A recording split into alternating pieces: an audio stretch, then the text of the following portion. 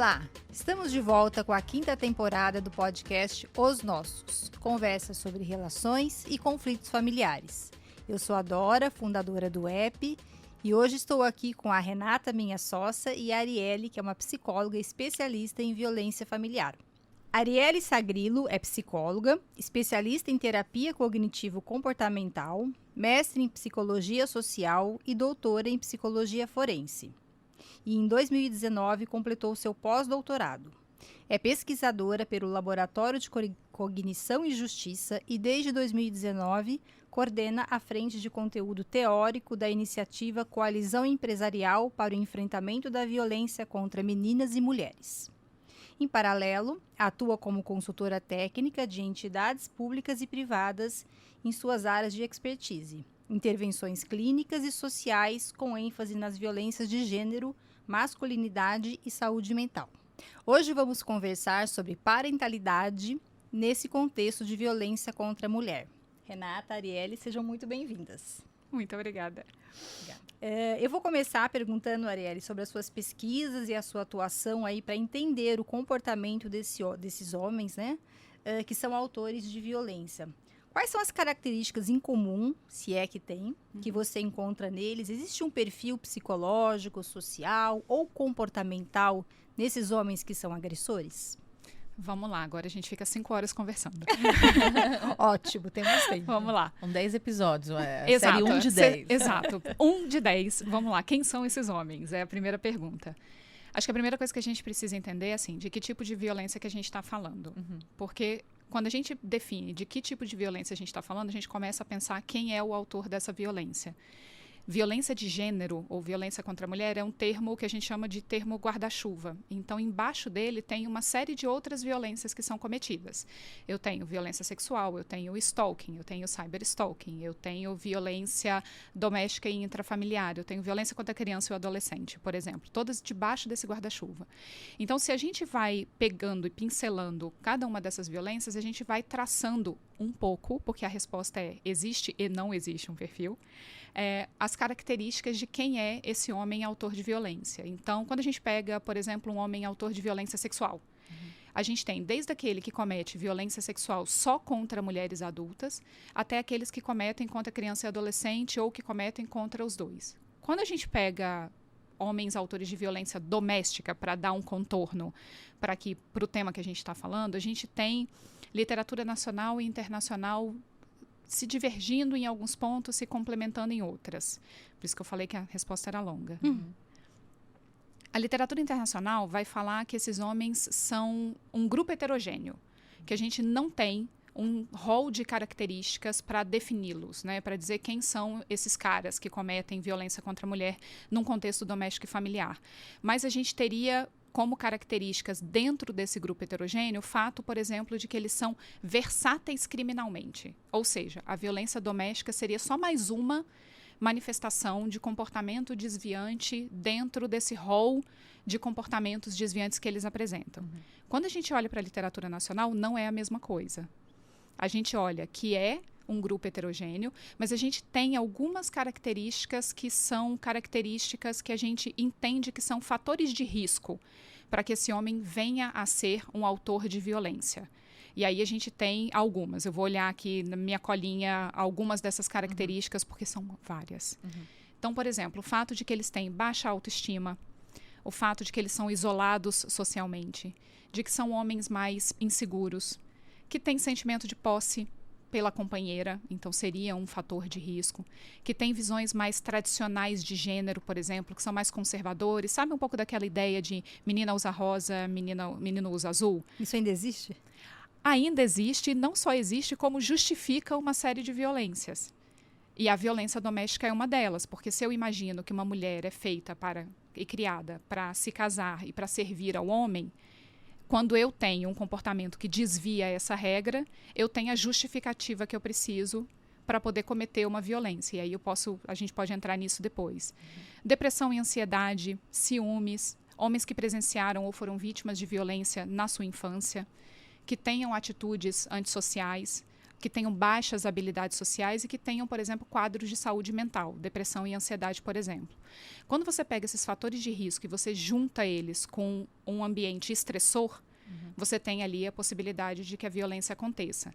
Acho que se eu fosse resumir tudo isso que eu estou dizendo, seria: não são monstros, são homens.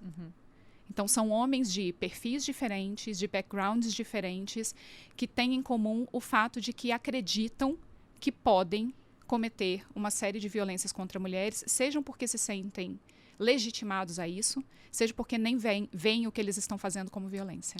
E Arielle, nesse ponto que você está dizendo, então, acho que é importante pensar que, como você estava falando das doutrinas internacionais, nacionais, eu posso ter uma pessoa que ninguém imagina que seja uma pessoa violenta dentro da sua família, uma pessoa que é ótima com os amigos, que é ótima no trabalho e que, de repente, naquele ambiente interno da família, ele tem um gatilho, ele tem alguma... Então, não necessariamente o agressor, ou aquele que comete uma violência familiar, ele é violento em todos os aspectos da sua vida. Isso é uma coisa possível também. A pessoa é ótima para o mundo externo, mas naquele mundo do círculo familiar, ele é uma pessoa violenta. Isso é possível também. Completamente possível e, na verdade, é uma das coisas mais comuns que a gente observa.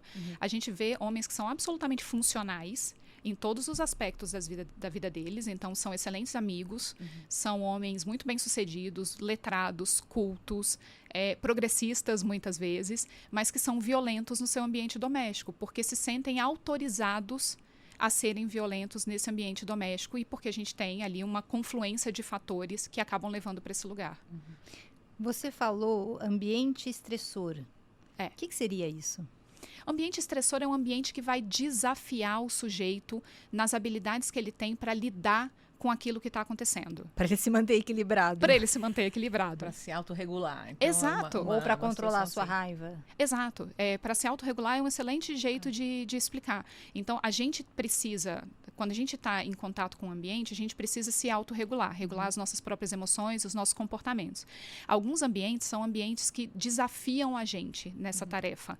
São ambientes estressores. E quando eu tenho, por exemplo, uma situação de desemprego, quando eu tenho um conflito familiar, quando eu tenho um conflito externo, qualquer que seja, quando eu estou passando por dificuldade financeira, quando eu tenho uma diferença de idade, uma diferença geracional muito grande, eu posso ter um ambiente que seja um ambiente mais estressor e que funcione como um gatilho para aquele sujeito que já tem uma série de características vir a cometer uma violência. E, como eu disse, muitas vezes sem sequer nomear o que está fazendo como violência, que é um dos grandes desafios quando a gente fala de tratamento de homens autores de violência, por exemplo. Entendi. Pelo seu currículo, né, acho que você tem um bom contato aí com o poder público, né? Então, eu queria saber um pouco como é que esse poder público tem evoluído para prevenir e também para atender as mulheres que são vítimas de violência, e aí qualquer tipo de violência, né? Sim. Eu até comentei ontem que a gente fez uma outra gravação também falando desse tema, que o fato da Lei Maria da Penha ter nomeado várias violências ajudou muito no debate, porque não se falava muito de outras violências, né? A violência física, mais óbvia, todos conhecem. E quando ela elenca uma série de outras violências, patrimonial, por exemplo, isso enriqueceu o debate sobre, nossa, tem muito mais coisa que pode ser violento, né? Então, como é que o poder público tem cuidado disso? Eu preciso falar bem dos meus companheiros de trabalho.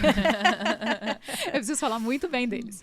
Vamos lá. Ou criticar com cuidado. Ou criticar com cuidado, com carinho. Não, eu acho que a gente fez avanços e há avanços a serem feitos. Então, acho que tem um movimento, por exemplo, de reconhecimento e de reconhecer e de nomear mais adequadamente alguns comportamentos, dando esse contorno de isso é violência, que já é um avanço, e a gente tem visto isso desde lei de importunação sexual, de violência psicológica, da própria Lei Maria da Penha, stalking, cyberstalking. A gente vai dando contornos a comportamentos que antes eram tidos como aceitáveis e dizendo, olha, isso aqui não é adequado, isso aqui não está certo, não dá, isso é crime. Existe um limite e esse limite não pode ser ultrapassado. Eu acho que isso já é um avanço que a gente está fazendo. Mas eu tenho visto um outro avanço que é um maior interesse, e aí eu vou falar principalmente do MP, que são os meus grandes parceiros, né, de trabalho, puxados pelo Conselho Nacional do Ministério Público, de um interesse em maior capacitação para o atendimento de vítimas. Então, eu acho que esse é um outro avanço que a gente tem feito também, entendendo que não adianta. A lei, ela é um pedaço da história.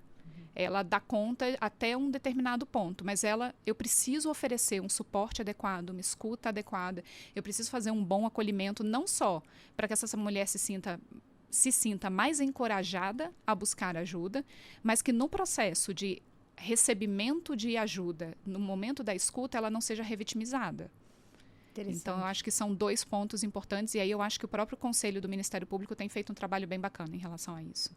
Você falou de novos reconhecimentos, né? Isso é tão importante, porque são comportamentos que eram aceitos talvez há uma década atrás, 5, 10 anos. Eu diria menos até. Menos, né? Menos. E hoje não são aceitos pela sociedade em geral e até pelo sistema público de legislação e cuidado, etc., né? Quer dizer, o limite, ele mudou em relação ao que é permitido ou não, em relação à mulher e em relação a todas as pessoas, não só a mulher, né? Que aqui a gente está nesse contexto. E isso é bom, né? Porque as pessoas que estão atentas, porque eu fico imaginando que no passado, muita violência ficava por isso mesmo, e talvez a mulher nem reconhecesse como uma violência, né? Faz sentido? O que vocês acham? Eu acho que sim, e só antes de entrar nisso, nessa questão do poder público que você estava dizendo, acho que é importante pensar que o poder público pode ter excelentes ideias também, políticas públicas, mas na hora de implementar isso, eu acabo dependendo dessas pessoas que são os operadores que estão ali, e que são pessoas de diversas gerações, com diversas formações, que às vezes ainda tem dificuldade até de entender que uma determinada postura que era aceita não é aceita. Então, é uma dificuldade, não é só do idealizar a política, mas no colocar em prática, a gente tem uma dificuldade também, né? Na distribuição adequada, no treinamento, na capacitação. Não é um trabalho simples, hercúleo. É porque é fazer a tradução do que está escrito na lei em ações. Então, não adianta eu ter uma lei, por exemplo, que fala, eu ter uma orientação do próprio MP, que diz que eu não posso revitimizar uma vítima se eu não entendo o que é uma vítima, quem são as vítimas, como que eu faço para não revitimizar, o que é não revitimização, como que na prática eu faço isso e como que eu faço para deixar de lado os meus preconceitos, os meus vieses, as minhas expectativas, a minha história de vida, para estar completamente disponível para o outro que está ali presente na minha frente, naquele momento da escuta. Porque a gente acha que a escuta e acolhimento são tarefas do psicólogo. E aí a gente acha que está restrito ali, aquele setting terapêutico. Então, é o terapeuta que vai fazer uma escuta e um acolhimento. Mas eu sempre falo que o serviço precisa estar preparado para fazer uma escuta e um acolhimento adequados. Desde o porteiro, desde o segurança, ele precisa estar apto a fazer um acolhimento adequado, até o profissional do serviço psi, por exemplo. Né? Até o juiz, né? O juiz que veio aqui ontem, ele falou isso. Quando eu sento para ouvir, e ele falou, e nessa temática eu preciso ter tempo para ouvir. Eu ainda brinquei, falei, você é um juiz que gosta de gente, né? Porque é essa escuta mesmo, para entender o que aconteceu, como aquela pessoa está passando por isso, enfim. Não dá para ser uma coisa rápida, né? Tem que ter uma escuta e uma dedicação para essas pessoas. Bom, a gente vai trazendo sempre a conversa para a questão familiar, né? Que é a nossa bandeira. Então, pensando nessas vítimas de violência no contexto familiar, seja conjugal ou um namorado, uma união estável, independente da configuração. Quais são as maiores dificuldades das mulheres de romper o ciclo da violência quando esse ciclo está inserido dentro de casa? Eu acho que a primeira dificuldade é reconhecer que se está num ciclo de violência. Antes de pensar em qual é a dificuldade para romper, a primeira dificuldade é eu preciso reconhecer, eu preciso nomear que o que eu estou vivendo é uma relação de violência. Porque não é fácil olhar para a sua relação, olhar para aquilo que você criou, para aquilo que você investiu e dizer, isso aqui é violento. Porque existe um pouco de uma sensação de falha. Eu falhei. Da vítima? Da vítima. Olha aqui. Porque existe uma sensação de eu escolhi errado. Eu não percebi no tempo correto. E não é sobre ela, né? E não é sobre ela. E até a esperança de que seja um equívoco, de que eu estou achando errado. Então eu dou mais uma chance, ainda, né? E vai nessa história. Isso faz parte do ciclo, né? Essa questão faz parte do ciclo da violência, né? Mas então essa dificuldade de nomear, ela vem muito atravessada pela expectativa que a gente tem do que é uma relação, do que é uma relação saudável, do que não é uma relação saudável, se a gente não sabe o que é, mas a gente estava falando sobre isso antes de começar, né? Se a gente não sabe o que é uma relação saudável, fica muito difícil a gente nomear o que é uma relação que não é saudável, o que é uma relação que é violenta. Se a gente acha que ciúme é demonstração de afeto e não demonstração de posse, a gente acha que o ciúme ele é muito bem-vindo e desejado. E que mesmo quanto mais intenso ele for, mais coloco uma proporcionalidade entre o amor e o ciúme. Então, perigo. quanto mais amor, mais ciúme. Então, se esse homem, por exemplo, quer controlar toda a minha vida, com quem eu falo, aonde eu estou, a roupa que eu estou usando, é porque eu sou dele, eu sou do grande amor da vida dele. Então, ele precisa ter controle sobre tudo. E eu não vejo isso como um sinal violento de que a minha relação, por exemplo, falta em confiança, falta em igualdade. Então, o primeiro desafio para romper é reconhecer. É reconhecer e superar o estigma, por exemplo, do que significa ser uma vítima de violência. Que deve ser super complexo, né? Que é super complexo, porque imagina, você sai daquele lugar, a gente tem uma expectativa de quem é a vítima na nossa cabeça. A gente acha que a vítima é aquela mulher sem educação, sem informação, sem poder aquisitivo, dependente financeiramente, com autoestima baixa. Então, quando você se olha, por exemplo, e você vê que você não preenche necessariamente essas características, mas você está numa relação violenta, concorda que dá um bug? Sim. Na cabeça? Não, e concorda e parece que aquela mulher que você descreveu antes é a pessoa que entra nesse lugar sem responsabilidade, no sentido de que, claro, ela não tinha como perceber. Se estou nesse lugar, eu estou por uma opção minha, porque eu tinha como perceber. Eu tenho como sair, por que eu estou aqui? Exatamente. E dá até um arrepio, né? Porque é uma coisa... É mais profundo que isso, né? Não é uma escolha. Estar numa relação violenta não é uma escolha. Nunca é. E depois, então, desse reconhecimento, qual que seria o... Depois do reconhecimento, eu acho que tem um outro ponto que é negligenciado, que é afeto. Por incrível que pareça, mesmo quando existe violência, isso não significa que não exista afeto. E aí eu estou falando não necessariamente afeto do autor da violência para com a vítima. Mas da vítima na direção desse agressor. Porque eu não consigo pensar afeto e violência numa mesma frase. Mas o humano é tão complexo, né? Mas o humano é muito complexo. E pensa, ninguém começa uma relação sem afeto, sem amor. Né? Ninguém começa uma relação ou investe nessa relação se não tem um pouco de uma expectativa de que vai dar certo, de uma complementariedade, um pouco daquele imaginário, assim, né? Do que é uma relação feliz.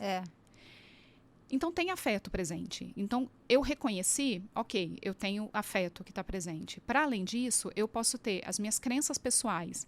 Eu posso ter as minhas crenças religiosas. O que Deus uniu, o homem não separa. Eu posso imaginar que uma mulher divorciada é uma mulher de menos valor. Então, eu não posso me separar, porque o que isso vai representar?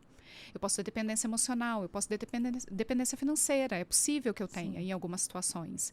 É possível que os filhos sejam uma questão importante nesse processo de rompimento, né, da violência, né, o rompimento dessa relação, porque o rompimento da violência, quem rompe é o agressor, não é a vítima. Né? A vítima, ela consegue romper a relação. Quem rompe a violência é o agressor. E às vezes a violência pode continuar sem a relação, né? A violência tende a escalar depois do término da relação. Nossa. Pelo menos nos primeiros 6 meses é um período de maior risco. Olha só. Para que a violência aconteça. Então, o pós-término imediato é um momento de maior atenção para a gente, quando você tem uma situação de violência. Então, romper a relação não significa romper a violência. Que aí dá até para dizer que é um momento estressor. Né? Super. É um momento de que desafia aquela pessoa para lidar com aquela situação. Né? Eu acho que até é um momento em que entra naquelas questões que você falou no começo, de quais são os gatilhos, né? Como você falou, dessa pessoa e como ela enfrenta. Né? Porque às vezes um gatilho de depressão pode desencadear nesse agressor uma reação violenta, né? Ou de raiva, de não manejo adequado da raiva, da frustração, porque quem ela pensa que é para terminar essa relação comigo? Quem ela pensa que é para começar uma nova relação, para se apaixonar de novo? Não à toa a gente vê os crimes de feminicídio que acontecem quando essas mulheres iniciam novas relações. Porque tem uma sensação de eu estou sendo desafiado. Como assim essa mulher está reconstruindo a vida dela? Ela não tem esse direito, né? Então, quando eu estava nas mediações, eu tinha esse contexto, né? Quando tinha uma traição, a dose de raiva da pessoa traída na mediação era tão escalada que era muito mais difícil conversar, em comparação a um final de casamento em que, claro, sempre é complexo, sempre é doído, é sempre um luto. mas a traição, ela desencadeia uma raiva no outro, né? E como essa pessoa lida com a raiva, é bem complicado e às vezes até impossibilita uma composição. E tem gente que extravasa essa raiva, né? Além e vai pra e agride violência, a pessoa, inclusive, Sim. né? Como você está falando. Sim, com certeza. Tanto é que alguns tratamentos para homens autores de violência passam por manejo de raiva. Então, fora do país, nos Estados Unidos principalmente, é muito comum que um dos módulos desses grupos de acompanhamento de homens autores de violência inclua treinamento para manejo e controle de raiva. Justamente porque é um dos gatilhos. Mas então assim, romper o ciclo da violência é difícil. Acho que isso é importante dizer, porque senão as pessoas imaginam que identifiquei, agora eu tenho que tomar uma decisão, eu tenho que tomar alguma atitude, precisa ser imediato e não necessariamente. Pode levar a gente tem um dado que fala que as mulheres terminam entre 7 e 12 vezes a relação antes de romper definitivamente com esse autor da violência. Nossa. Então, são idas e vindas. Então, é natural, é esperado, faz parte do processo. É o que a gente gostaria que acontecesse? Não é, mas é parte do processo. Então, a gente precisa também oferecer um pouco de colo para essa mulher que já reconheceu que está numa situação de violência, mas que não se sente apta para romper essa relação.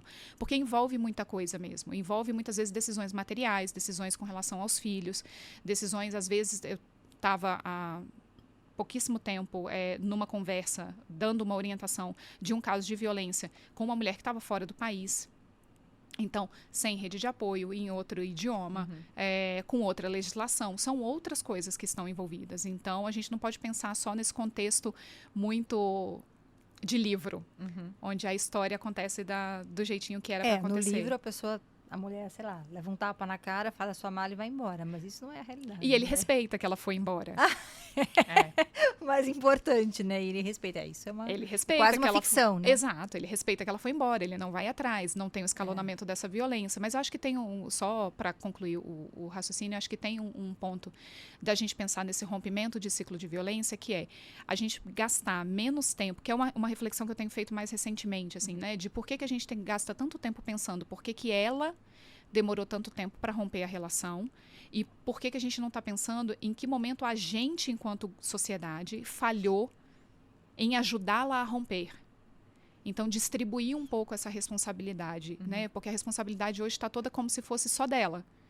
Então, é ela quem demorou muito tempo para romper essa relação. Tá, mas quais foram as dificuldades que ela encontrou no meio do caminho para que ela conseguisse romper essa relação e como que a gente falhou no meio do caminho em oferecer o suporte adequado para que isso acontecesse, né? Que rede de apoio que a gente está sendo. Até porque tem um conhecimento comum de que aqui nas questões da família as pessoas não entram, né? A não ser que sejam os profissionais da rede de apoio, mas sabe aquela história em briga de marido e mulher? Eles têm até um medo de entrar e tentar ajudar essa mulher de alguma maneira, né?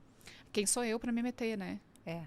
Não, e aí eu acho que tem duas situações nisso.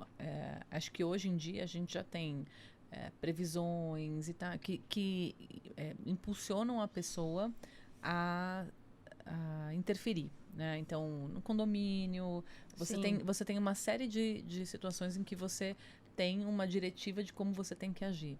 Só que a questão tá bom, então alguém foi lá, interferiu e tal. Tá bom, mas quem é que vai segurar essa onda depois, quando essa pessoa que interferiu voltar para casa dela, né? Porque você tá lá no seu prédio, aí você ouve no apartamento do lado uma briga. Aí você chega, chama a polícia, Você não sabe se aquela moça tem para onde ir, como é que estão os filhos dela, como vai... qual é a rede que vai se colocar depois. Então, tem uma coisa que é assim, a sociedade tem uma responsabilidade nisso e como medir o momento adequado e como fazer essa intervenção. Porque senão também é aquela coisa, você joga uma bomba, você torna a situação pública dela, você expõe, você traz, mas você não está ali para ajudar, você não está dizendo, vem ficar na minha casa. E às vezes deve ter uma vergonha, às vezes, né? É uma coisa complexa, mas eu né? posso te falar? O que a gente tem de dado faça a intervenção. Ok. Então, assim, se eu tenho uma situação de violência doméstica... A coisa se resolve, assim, o auxílio se estabelece de alguma forma. Se estabelece e... Principalmente, porque um grande medo das pessoas é assim, um grande receio das pessoas é assim, eu vou chamar a polícia, vai chegar lá, ela vai falar para o policial assim, não aconteceu nada. e a polícia vai embora. Então, eu chamei a polícia à toa. Não, você interrompeu a violência. Muitas vezes, você interrompeu um feminicídio. Ok. Então, faça a intervenção. Deixa a polícia chegar, deixa bater na porta e deixa ir embora. Não tem problema. Por quê? Porque isso, o que a gente tem de dado mostrando é que isso sinaliza para o agressor que a violência está sendo vista. Sim. Acho que isso é um reporte que você está fazendo essencial para as pessoas, né? Porque na dúvida, não tem dúvida. Você vai e faz a intervenção. E aí há maneiras de intervir, né? Então, assim, liga para a polícia, por exemplo. Ouviu alguma coisa, viu alguma coisa. Se você está de longe, tira foto, filma. Se você está num local de segurança que te permita se manter seguro, porque muitas vezes as pessoas imaginam que elas precisam intervir diretamente. Mas há maneiras de fazer essa intervenção. Então, eu posso documentar o que aconteceu e oferecer depois isso que foi documentado para a vítima, dizendo, olha, eu filmei, eu gravei, tem aqui um áudio, você quer que eu sirva de testemunha?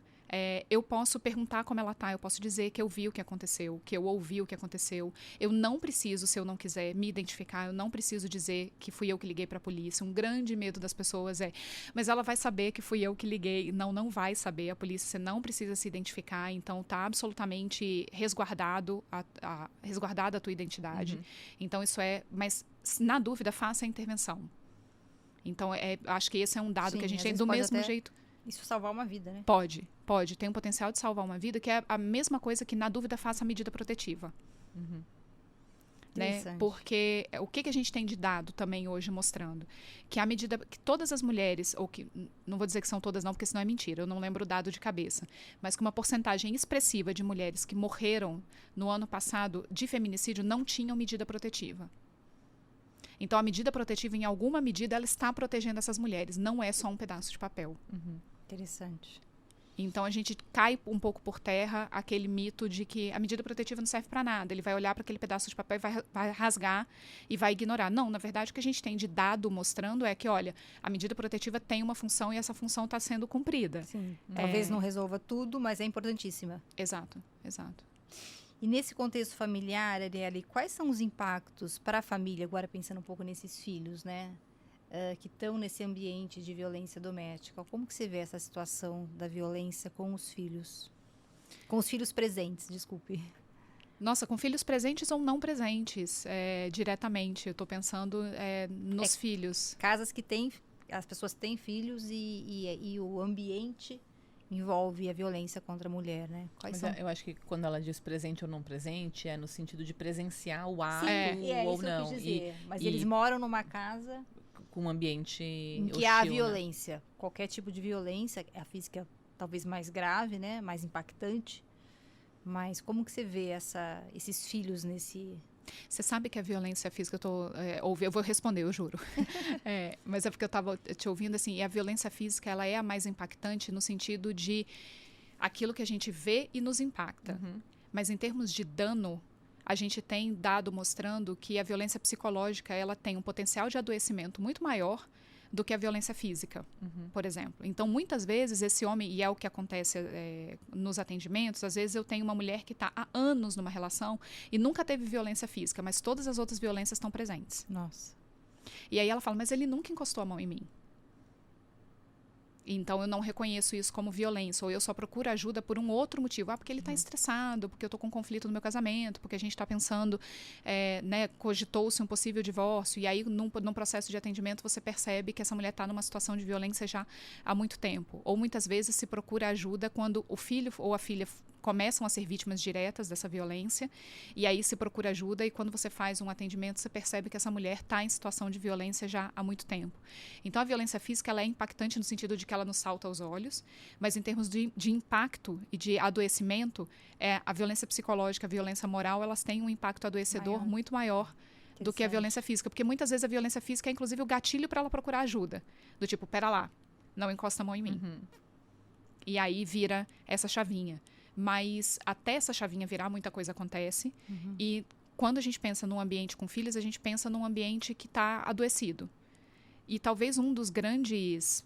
A gente está falando, né, de adoecimento físico, de adoecimento emocional, de adoecimento relacional. A gente está falando de adoecimentos de ordens diversas, porque a gente está falando de um ambiente de muito estresse. Pensa que, assim, nosso corpo está preparado para lidar com uma determinada quantidade de estresse. Então, a gente tem uma linha de base. Essa linha de base é o quanto que cada um de nós tolera de estresse. Eu tolero mais ou menos, eu tolero menos estresse. Quando a gente passa dessa linha, a gente sente os impactos. Cada um de nós vai sentir de uma maneira. Só que a gente está preparado para sobe um pouco, passa um pouco dessa linha e depois volta para ela. Então, a gente vai oscilando conforme a vida vai acontecendo.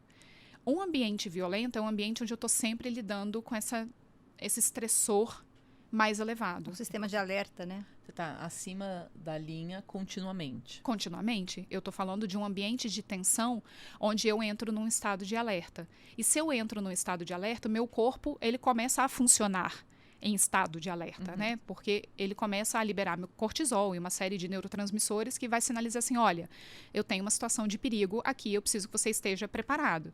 Só que essa preparação, ela não vai ser sempre de luta ou fuga. Eu vou ter outras respostas possíveis. Com crianças ali dentro desse espaço ou presenciando, eu não vou ter um cenário muito diferente disso.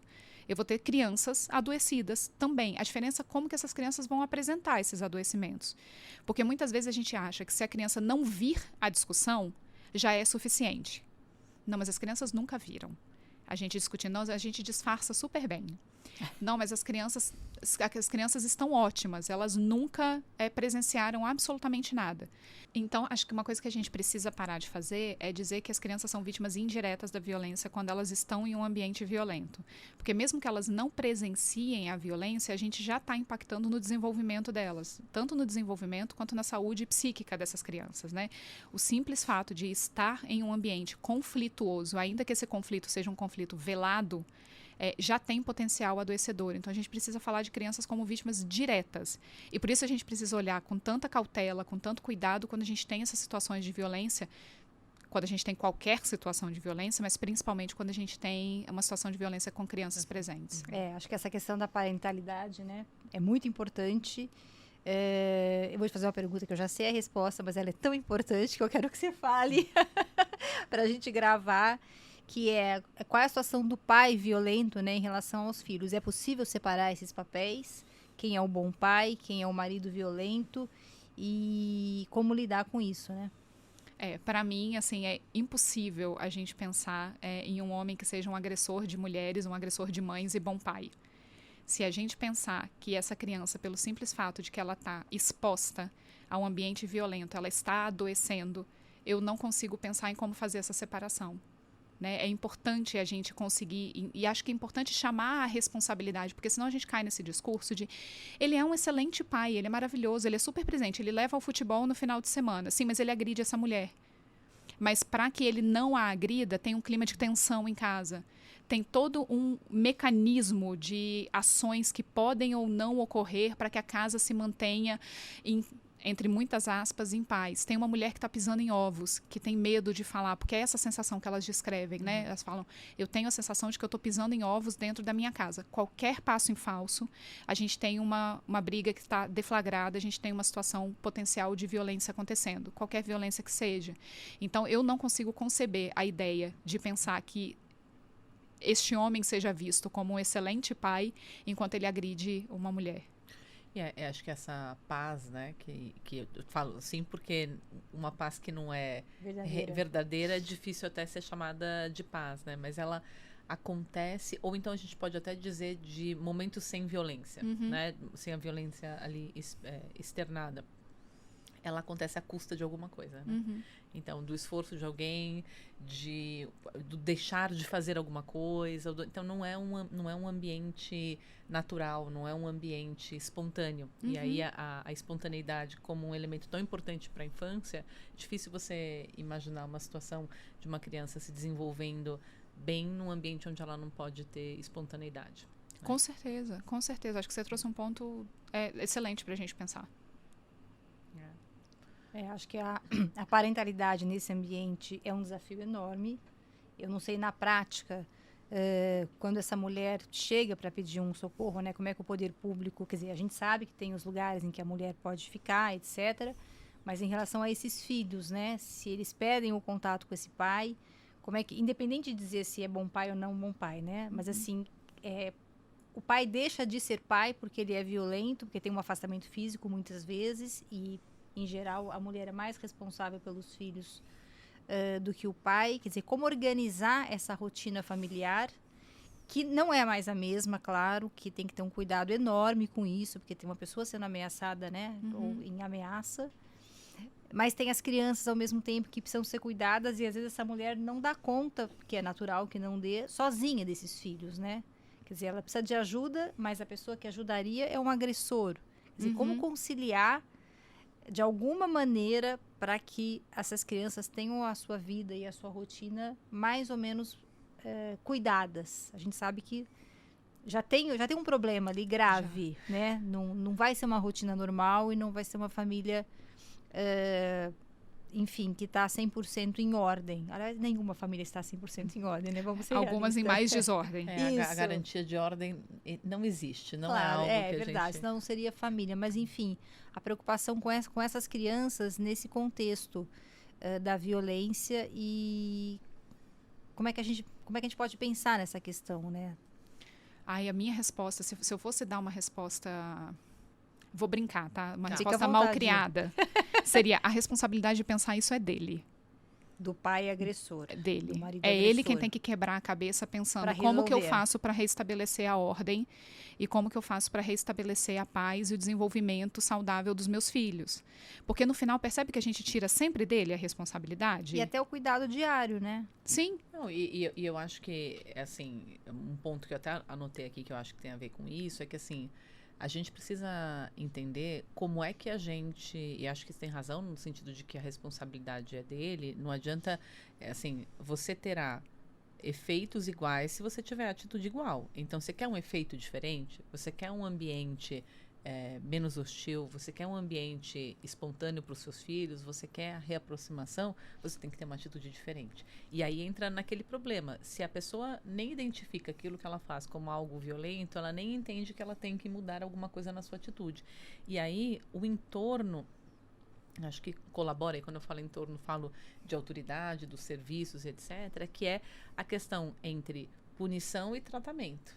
Né? Porque não adianta eu punir o agressor e ele cumpriu uma pena, ele não sei o quê, e depois ele volta para esse relacionamento com o filho sem um tratamento.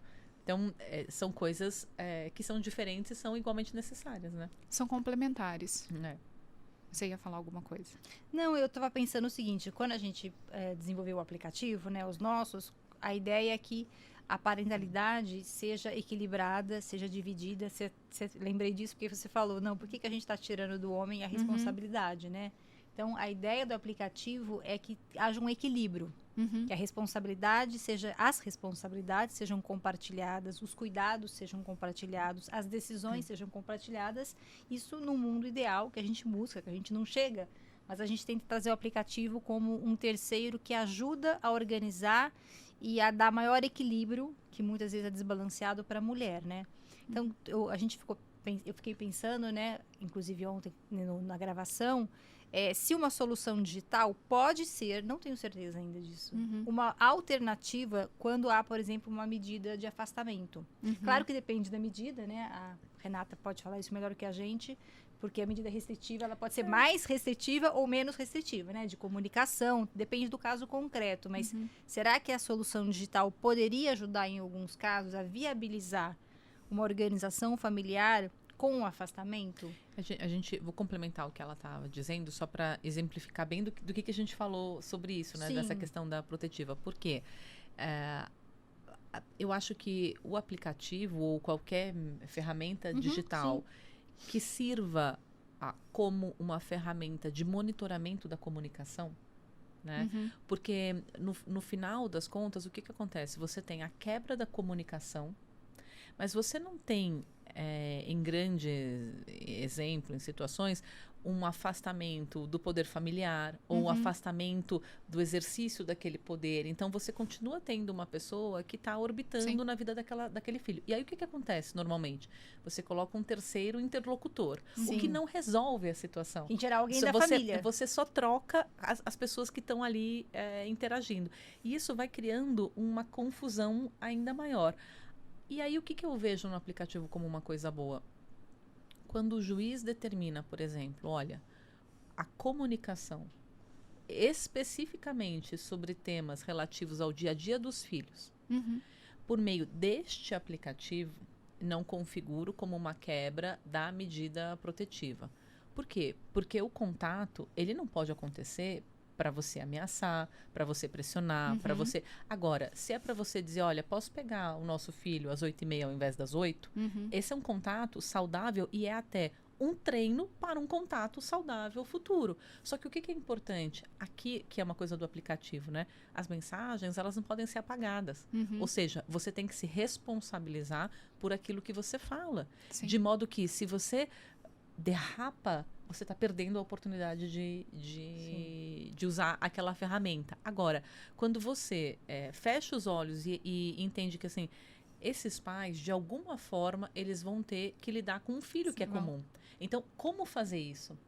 Até é como se eu estivesse ali condicionando, adestrando essas pessoas para conseguirem exercer de forma funcional aquilo, né? Eu vou passar para você, só completar. Então, como fazer isso sem tirar a proteção da mulher? Essa é a pergunta de $1 milhão. Que eu não tenho, mas... Você pode trazer uma luz pra gente. Que eu não tenho, mas eu brinquei de... Agora pode aparecer na tela assim, tlim, tlim, os nossos, né? Porque eu acho que o aplicativo é uma solução muito inteligente para alguns dos casos. E eu acho que esse é o grande desafio, é entender quais são esses casos e aonde é que a gente entra no terreno onde nem mesmo com um terceiro, que são os casos onde nem mesmo com a justiça tentando fazer essa mediação ou com uma medida protetiva, a gente tem respeito às regras que foram colocadas. É mesmo? Porque os acordos, eles simplesmente são ignorados. Então, em alguns casos, os acordos, eles não existem, não é possível que sejam feitos. E por isso que eu brinquei que é responsabilidade dele. Então, ele que se vire para pensar, para fazer o trabalho de casa e para... Porque senão a gente fica pensando assim, como que eu faço para manter o contato dos filhos com ele? Como que eu faço... Mas até com a mãe também, né? Porque, por exemplo, desculpe, se a mãe vai para aqueles lugares de acolhimento, porque tem que ficar longe fisicamente e inacessível, né? Como ficam os filhos? Eles vão juntos. Sempre? Sempre. Os filhos... Eles vão para esse abrigo com a mãe. E eu sei disso porque eu estou trabalhando com eles. Então, eu estou fazendo visita nas casas de acolhimento de São Paulo, num projeto que eu estou participando. Então, as casas de acolhimento, elas têm espaço para que as crianças fiquem junto das mães. Tá. Então, elas são protegidas junto com essa mulher. Agora, a grande questão é a gente pensar. Existem relações conflituosas, existem relações violentas. Nesse espectro de conflituoso e violento, tem um universo de possibilidades. Sim. Isso não significa que o dano seja proporcional a conflito e à violência. Eu posso ter um dano maior ou menor, independente de qual lugar do espectro que eu estou. O que eu quero dizer com esse espectro é as possibilidades de acordo e negociação, elas vão variando. E aí os recursos que eu consigo usar também vão variando. Em algumas situações eu consigo usar, por exemplo, uma ferramenta tecnológica para dizer assim, vamos mediar essa conversa e vamos ter esse registro, vai ter alguém aqui ajudando a gente a fazer essa conversa acontecer. Em outras situações eu preciso que ela vá para uma casa de acolhimento, que ela fique 15 dias sem inclusive acessar o telefone celular, completamente isolada, protegida, porque ela está sob risco de morte. E aí não adianta, não tem ferramenta. Não tem solução digital que resolva. Interessante. Sim, não vai ter uma salvação ou uma solução que sirva como um modelo chave fechadura para tudo. Cada situação, cada fechadura vai ter a sua chave para encaixar.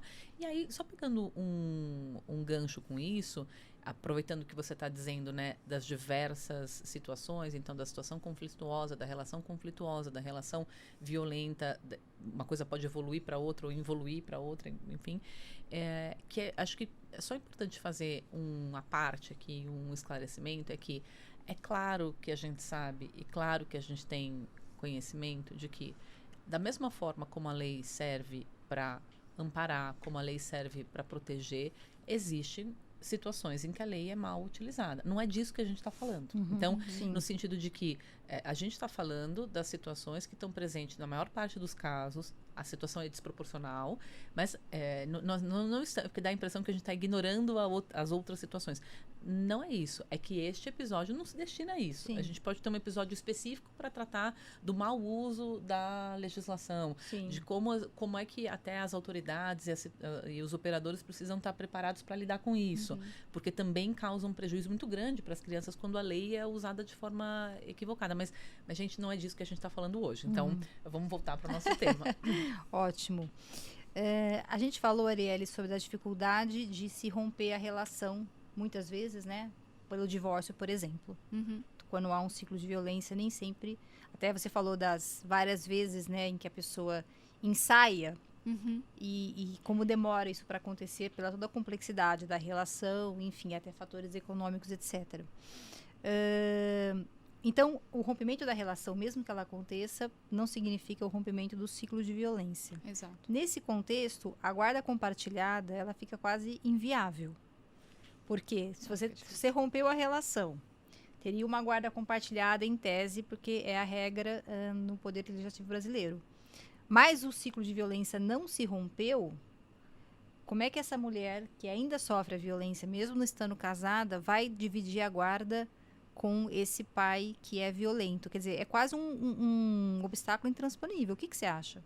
A gente tem, agora me corrige se eu estiver errada, agora eu vou te direcionar a pergunta. A gente teve agora uma decisão ou uma nova lei que diz que guarda compartilhada em casos de violência doméstica não é mais... A gente tem uma previsão legislativa sobre isso. Nova? A grande dificuldade, nova. a grande dificuldade que tem acontecido é... E aí a gente usa um pouquinho da história do mau uso, né? Porque a gente tem, nas varas de família, as grandes discussões em relação ao exercício da guarda. E tem também uma confusão sobre o que é guarda compartilhada, porque na medida em que eu tenho o poder familiar e que independe da guarda, do tipo de guarda, eu tenho atribuições que são do poder familiar, direcionamento da educação, por exemplo, a gente tem uma previsão expressa na lei que dá muita confusão, que diz o seguinte: é a atribuição do poder familiar, por exemplo, autorizar a mudança de município do filho. E as pessoas ainda fazem confusão com isso, no sentido de, se eu tenho uma guarda unilateral, eu posso morar onde eu quiser. Não pode. A lei expressamente atribui isso ao poder familiar. Então, existe, muitas vezes, uma discussão assim, eu preciso da guarda unilateral, ou uma reflexão assim, eu preciso da guarda unilateral porque eu preciso de mais poder em relação ao meu filho. Se para ter a guarda unilateral eu preciso resvalar ali numa questão de violência, ainda que não seja verdadeira, como a gente tem essa previsão de que, no sentido da violência, o juiz afasta a guarda compartilhada, a gente teve um volume grande de pessoas recorrendo para isso, para trazer para a história da guarda. Olha só. Então, e eu acho que isso é um desfavor, porque assim, cara, tudo bem, pode funcionar hoje, pode funcionar amanhã, pode funcionar durante 6 meses, mas daqui a 1 ano não vai funcionar. E o que você vai conseguir com isso? Você vai conseguir vulnerabilizar aquelas pessoas que efetivamente estão numa situação de violência e que precisam desse auxílio pronto e cirúrgico do Estado. Então, e aí o que eu faria, né? Eu não acho que uma legislação que é uma previsão legislativa adequada, porque eu não acho que é a lei que resolve isso. É o juiz do caso, diante de uma situação de violência, ele pode afastar a guarda compartilhada. Isso não precisa estar... Eu acabo com essa legislação impulsionando as pessoas a usarem aquilo de forma equivocada. Minha opinião pessoal. O juiz... eu vou dizer, deixa sem guarda compartilhada, hein? Oi? Eu vou dizer, deixa sem a guarda compartilhada. Sim, mas eu estou dizendo o seguinte, isso não precisa estar na lei. Se eu estou diante de uma situação... Ela não é obrigatória. Ela não é obrigatória. A guarda, ela é a regra, mas ela comporta exceções. Então, o juiz, diante de um caso concreto, ele pode afastar. E quem é que vai verificar a situação do caso concreto? O juiz, o estudo que está sendo feito ali. Agora, quando as pessoas, isso vai para a lei da forma como foi, eu acabo incentivando as pessoas a fazerem mau uso daquilo. Porque o que surgiu de petições nos processos, de situações que estavam com guarda compartilhada, provisória, fixada, funcionando bem, paralelamente a medidas protetivas que, em parte, concedidas adequadamente, em parte, concedidas inadequadamente, mas todos eles ali receberam petições dizendo, porque a lei proíbe, não pode ter. Então, e aí entra numa questão que, assim, eu acho que a gente tem que fugir do rótulo. Eu acho que a gente tem que fugir o seguinte, como essência, se você olhar para aquela criança, é direito dela ser criada, ser cuidada pelo pai e pela mãe. Em qualquer situação, não, de forma estruturante. De forma que essas figuras interfiram na vida dela de forma estruturante. Se eu tenho um pai ou se eu tenho uma mãe que interferem na vida daquela criança de uma forma desestruturante, por meio de uma situação de um conflito excessivo, por meio de uma violência, eu preciso afastar aquilo. Por quê? Porque a proteção maior é a proteção da criança. Só que nos conflitos familiares, as pessoas elas estão com o cérebro muito tomado de emoções. Então, quantos pais e quantas mães conseguem naquela situação dizer assim, não, eu estou aqui passando do ponto, porque eu estou misturando os canais. Nenhum consegue. Por isso que a gente tem o juiz, por isso que a gente aquele equilíbrio tem que a gente falou no começo, né? Então, eu acho que assim, tentar criar uma relação binária no sentido de tem violência, não pode ter isso, tem conflito, não pode ter aquilo, até por conta da forma como a Arielle explicou, de todas as gradações que você tem numa situação, é impossível dizer o que pode ou o que não pode sem olhar para o caso concreto. Você pode ter uma situação, por exemplo, que não se deflagrou como violência, não atendeu não houve um pedido de medida protetiva, mas que é altamente conflituosa e incompatível com a guarda compartilhada. E você pode ter uma situação em que há uma medida protetiva, mas que é possível compartilhar cuidado do filho. Você não tem como dizer isso numa situação de classificação binária. Como regra, porque depende do que está acontecendo naquela situação. Tô pensando, e se fosse o contrário? Tô aqui Sim, pensando. E se fosse o contrário, do tipo, se tem violência, não tem guarda compartilhada, a regra é essa, e eu que tenho que provar que não tem violência? É um pouquinho complicado no mundo que a gente tem hoje. Estou falando da minha realidade, dos casos de eu tenho, assim, vou fazer um recorte. A gente tem um problema econômico-financeiro.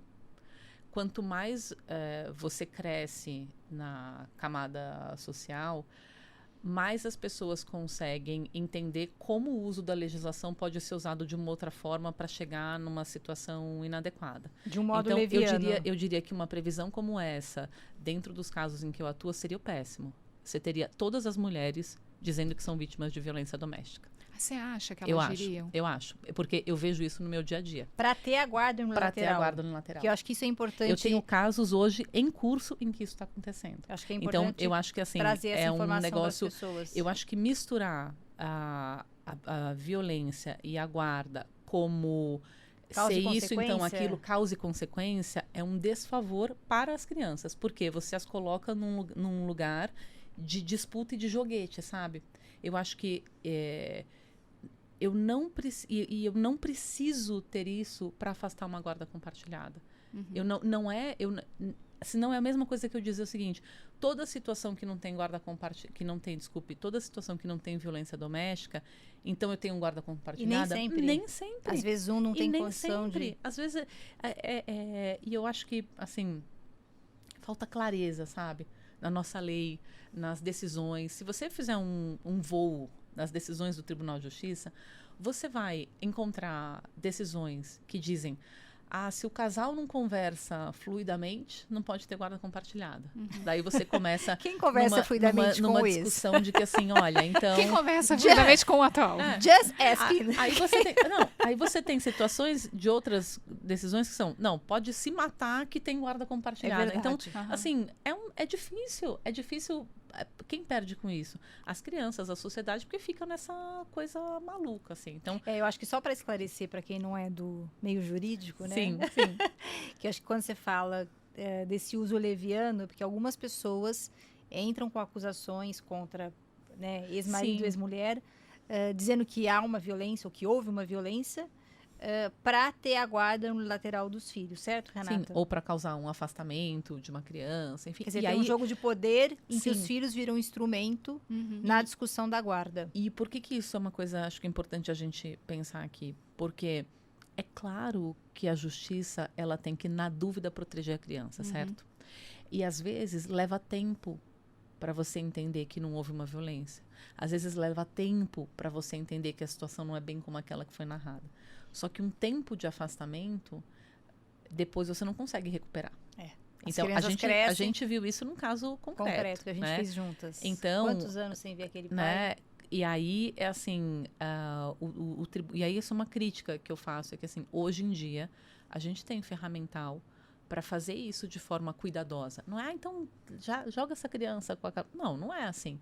Só que o Poder Judiciário, ele é muito ágil no momento de afastar. E tá certo, porque na dúvida você vai deixar acontecer? Não vai. Só que ele tem que ser igualmente ágil para reaproximar no momento em que ele percebe que, puxa, eu na dúvida afastei, não se verificou, a narrativa tá complicada, agora eu preciso cuidar de reaproximar essa criança desse pai, desse avó, enfim, a gente está usando aqui homem e mulher, mas poderia ser numa situação diferente, falando aqui da questão de guarda, né? O judiciário precisa cuidar disso. Porque demora para reaproximar. Demora para reaproximar. E depois de 3 anos, depois de 4 anos, não tem como você reaproximar. É uma coisa complicada, né? E aí isso volta um pouquinho àquela pergunta, né? Se eu disser que teve violência, não tem guarda compartilhada e eu que tenho que provar que não tem violência, se você disser que eu provo a ausência de violência com trânsito em julgado de uma ação penal, que vai levar 6, 7, 10 anos para acontecer, eu diria, jamais isso pode acontecer. Entendi. Né? Porque o tempo que se demora para voltar à situação, ele é prejudicial à própria relação daquela criança com as pessoas que estão à volta dela. Mas você vê, né? O ser humano, como vocês estavam falando aí, complexo demais, gente. Pelo amor de Deus. Eu vou voltar para casa pensando. Sim. É complexo.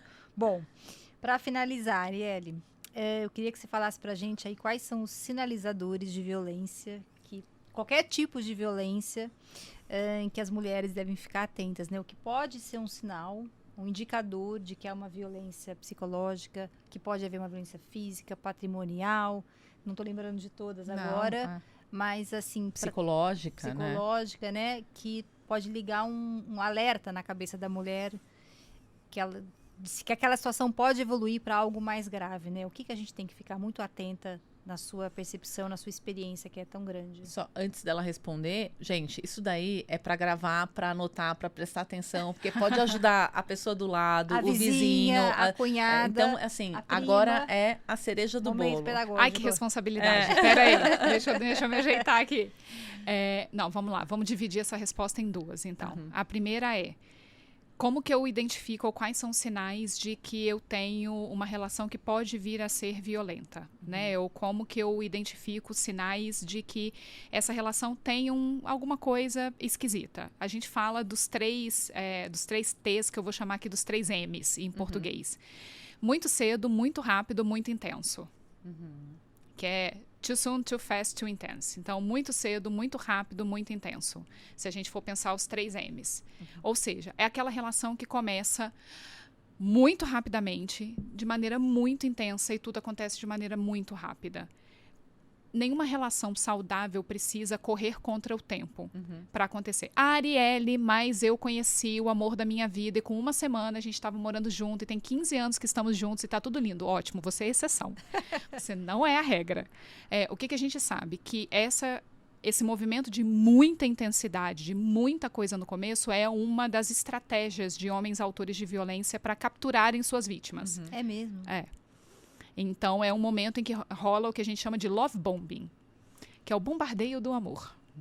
Que é difícil resistir, né? E é difícil resistir, porque, em tese, é o que você espera do começo de uma relação. Sim. A intensidade. Que seja intenso, que seja muito gostoso, que seja aquilo de eu quero ficar junto o tempo inteiro. Mas o que a gente observa é que tem um bombardeio, de fato, de amor, de você é o amor da minha vida, com você que eu quero ficar para sempre, eu descobri que eu não consigo viver sem você, a gente precisa morar junto agora, não pode ser depois. Essa intensidade toda, ela é um sinal de alerta. Então, eu acho que para esse primeiro bloco, essas intensidades são um sinal de alerta. Quando a gente já está numa relação, aí a gente tem outros sinais de alerta. A gente tem sinais de alerta como, por exemplo, tratamento de silêncio. Então, você fez alguma coisa que eu me incomodo, eu te trato com silêncio. Olha só. E eu vou passar dias te ignorando, eu vou passar horas te ignorando, eu vou sumir, eu não vou responder mais as mensagens. É o que a gente chama de tratamento de silêncio, que é completamente diferente de, numa relação saudável, virar para você e falar assim, não gostei do que você fez, eu preciso de um tempo. Sim. Que é um pedido claro do que você está precisando, né? Exato. Então, eu preciso de um tempo, eu preciso pensar, fiquei chateado, daqui a pouco a gente volta. Isso é diferente de um tratamento de silêncio.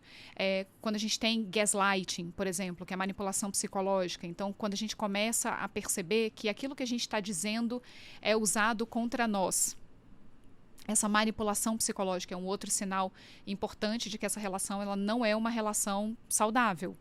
Quando eu começo a questionar a minha sanidade mental, quando eu começo a questionar as coisas que eu vi, as coisas que eu li, as coisas que eu ouvi, aquilo que eu estou sentindo, quando eu tenho um desconforto comigo mesmo e com a relação que eu não necessariamente sei como explicar, mas está ali. Tá estranho. Tá estranho. Quando fica estranho e a gente não necessariamente consegue nomear, o problema não está no fato de que a gente não consegue nomear aquilo. Esquece a nomeação ali, um momento, e foca no que você está sentindo. Tem alguma coisa estranha. Ok, vamos olhar para isso, então. A gente tem mais que outros sinais. Deixa eu pensar aqui. Quando você falou da pessoa que fica em silêncio, é muito interessante, porque se ela fala eu não gostei, ela já está expressando o que ela sentiu, e isso já é um indício de uma relação saudável. Exato. Né? Porque ela, mesmo que ela não dê um nome, ou que ela diga eu preciso ficar isolado, ela já expressou ali o sentimento dela. E isso já dá saúde para essa relação, né? É que aí, né, eu reconheço quando ela tá falando dessa questão do silêncio muito mais como um castigo. Uma agressão. Sim, eu tô te castigando. Você sabe porque você tá recebendo esse castigo e você é merecedora disso. Não tem nada que ver com o meu sentimento de ter ficado chateado, ou de ter ficado triste, ou de ter... Porque você pode ter pessoas até que se retraem e que não têm inteligência emocional para dizer, olha, eu estou assim, que nem consegue fazer isso. Tudo bem, também não necessariamente é uma situação de violência, mas essa intenção do agressor é muito mais sobre te castigar do que expressar a minha chateação com o que você teoricamente ou pode ter feito de errado. Com certeza, com certeza. E acho que tem um outro sinal que tem a ver com o próprio ciclo da violência, que é observe os padrões da sua relação. Então, observa o quanto é cíclica a tua relação.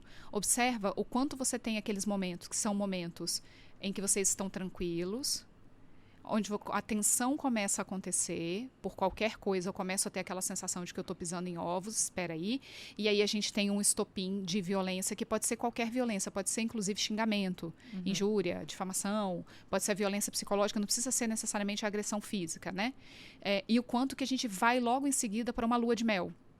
O quanto que a gente vai logo em seguida para aquele momento onde a gente renova os votos. Eu brinco que alguns casais levam ao pé da letra a história da lua de mel e se casam novamente, viajam novamente em lua de mel. Então tem quase que um ritual nessa ciclicidade de reconciliação. Então o quanto que essa relação ela é cíclica. Uma relação saudável ela não vive desses ciclos. Ela tem os seus altos e baixos, mas ela não segue uma lógica de eu estou num momento tranquilo, eu começo a crescer tensão, eu tenho então uma agressão, em seguida eu tenho lua de mel. Então eu acho que esse é um grande sinal. Fora, claro, e aí a minha recomendação é que todo mundo pegue bonitinho, Lei Maria da Penha e dê uma lida nos 5 tipos de violência previstos pela lei, para tentar entender os exemplos de cada uma de violência física, psicológica, moral, sexual, a violência virtual, a patrimonial, para que a gente consiga entender, por exemplo, que não é saudável que eu não tenha controle sobre o meu dinheiro, que eu não tenha acesso à minha conta bancária, que eu não tenha acesso aos meus documentos, que quebrar os objetos dentro de casa é uma forma de violência, que me xingar é uma forma de violência, que tentar me enforcar é uma forma de violência, que fazer sexo sem consentimento é uma forma de violência, ou em troca de alguma coisa é uma forma de violência.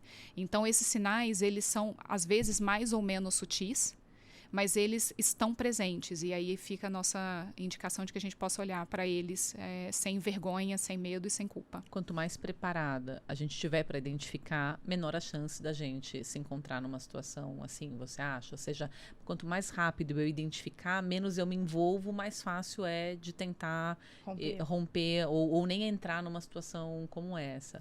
Eu acho que a grande questão é a gente criar recursos para sair mais rápido. Ok. né? Então, assim, o fato de que a gente identifica não necessariamente previne que a gente entre, senão muitas mulheres letradas, juízas, promotoras, psicólogas, advogadas, não estariam em situações de violência. Porque, em tese, a gente sabe o que é. Romper envolve um pouco mais de... envolve outras coisas, outros mecanismos. Exato, né? Exato. Mas é importante que a gente seja capaz de nomear, porque esse é o primeiro passo. Talvez não seja o único passo, mas ele é o primeiro. Então, é importante. Muito bom. Excelente, diria. Infelizmente, o nosso tempo acabou. Eu quero agradecer muito a Arielle aqui pela conversa tão incrível. A Renata também pelas colaborações sempre brilhantes que ela traz. Antes de encerrar, eu quero deixar um convite para vocês seguirem a gente nas redes. A gente está no Instagram, no Facebook, no YouTube, no LinkedIn, no TikTok. Cheio de conteúdo sobre família. Conteúdos mais jurídicos, menos jurídicos, mas de alguma maneira todos eles são úteis para a gente, para a nossa vida familiar. E ouça os outros episódios do podcast lá no Spotify e em outras plataformas também. Muito obrigada e até a próxima.